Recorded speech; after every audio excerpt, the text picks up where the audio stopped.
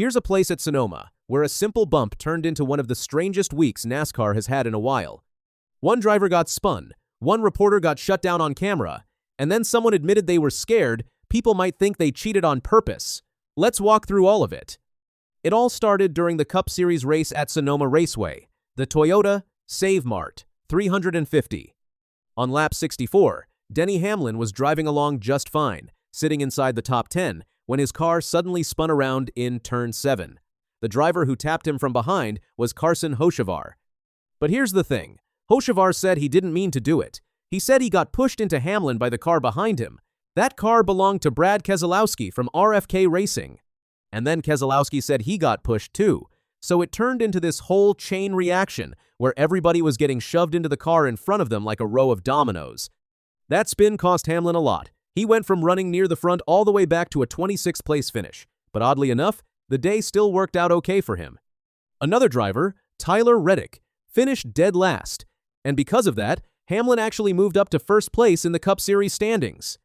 So he lost a bunch of spots on the track but gained the biggest spot in the championship. Not a bad trade. Now, here's where things start getting interesting. After the race, Hamlin was standing on pit road talking to reporters. One of them was Jeff Gluck, who writes for The Athletic. Gluck asked Hamlin how he felt about getting spun. Hamlin kept it simple and said he hadn't watched a replay yet, so he couldn't really say much until he saw what happened. That should have been the end of it, but Gluck went right back to the same topic and asked it again. He said, "I know you were told it was Carson, but looks like could have been Brad into Carson. So I assume, were you going to watch that, or how would you react?" And that's when Hamlin shut it down. He looked at Gluck and said, "I haven't seen it, Jeff. I know you want a reaction, but I haven't seen it. So when I see it, I'll react to it. Short, blunt, and to the point." This is a guy who has won the Daytona 503 times and drives for Joe Gibbs Racing, so he knows exactly how these interviews work. He basically told the reporter, "I see what you're trying to do here, and it's not going to work." When Gluck posted that clip on his X account, it took off fast, and most fans took Hamlin's side. One person wrote, "Denny calling Gluck out is peak." Another pointed out that the reporter seemed to be doing the same thing to Hocevar, writing, "Not a great look, Jeff. Seems like you were pressing both Denny and Hocevar for a soundbite." Someone else gave Hamlin credit for staying calm and said, "Props to Denny for not falling for the bait." One fan even compared it to Gossip TV, writing, "That was TMZ-level interviewing." And another summed up what a lot of people were thinking with, "Dude said he hasn't seen it yet, you still push it farther. That's wild." Okay, so that part was just a tense little moment between a driver and a reporter. But this is where the story gets genuinely weird. Because when Hocevar talked after the race, he said something nobody saw coming. See, this race was part of NASCAR's In-Season Challenge. That's a bracket tournament inside the regular season, kind of like March Madness, where drivers go head-to-head. In the first round, Hamlin was matched up against a driver named Ty Dillon. Whoever finished higher in the race would move on. Now remember, Hocevar is the one who spun Hamlin out. So if that spin had caused Hamlin to lose to Dillon, Hocevar was worried people might think he did it on purpose. Here's exactly what he said. "I wasn't even seeing I was hitting Denny. I was avoiding trying to knock my front end off when he was spinning. I was happy to hear that I wasn't the difference maker of Ty beating Denny because I think I would be looked at for sports fixing, probably because of the way I was singing Ty's praises. Ultimately, I apologized to them. I wasn't trying to spin them." So let that sink in. Hocevar had been publicly saying nice things about Ty Dillon before the race. Then he accidentally spun the guy Dillon was racing against. He was actually relieved Hamlin still won the matchup, because if Hamlin had lost, it might have looked like Hocevar wrecked him to help his buddy advance. That's the sports fixing part. He was scared people would think the whole thing was rigged. Thankfully for him, Hamlin still beat Dillon, so the conspiracy theory never had a chance to start. And this matchup actually has some history. This was the second year in a row Hamlin and Dillon faced off in the first round.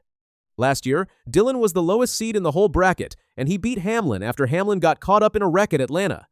This year, Dillon tried to pull off the upset again, but he finished 35th at Sonoma, so Hamlin moved on.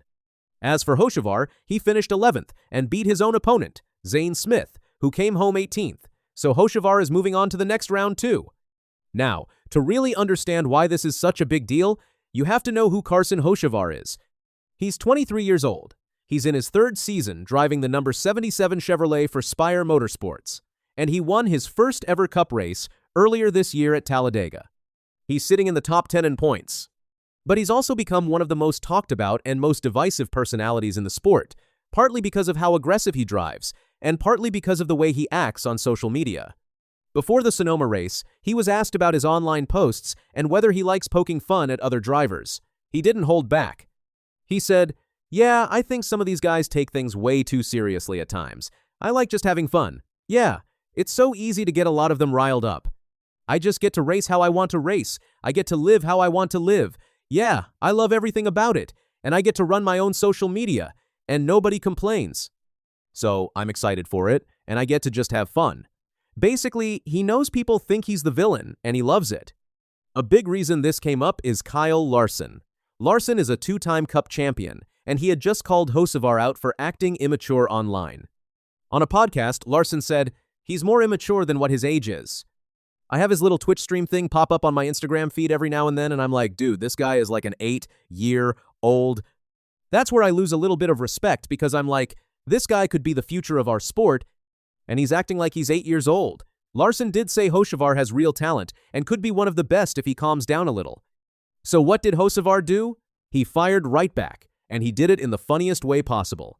He qualified second for the Sonoma race, just barely behind Ty Gibbs, and he started right in front of Larson.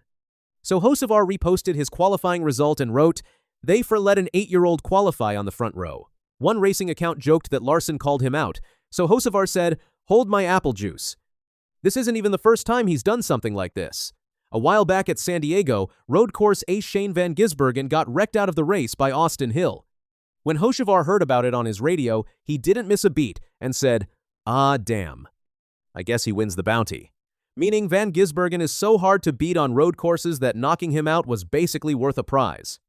And as for the actual wreck with Hamlin, NASCAR analyst Steve Latarte broke the whole thing down on the show Inside the Race. After looking at the replay, Latarte said he doesn't think Hocevar was really to blame. It goes back to that chain reaction. Hocevar hit Hamlin, but only because he got shoved from behind, and the car behind him got shoved too. So the driver everybody pointed at might be the one who deserves it the least.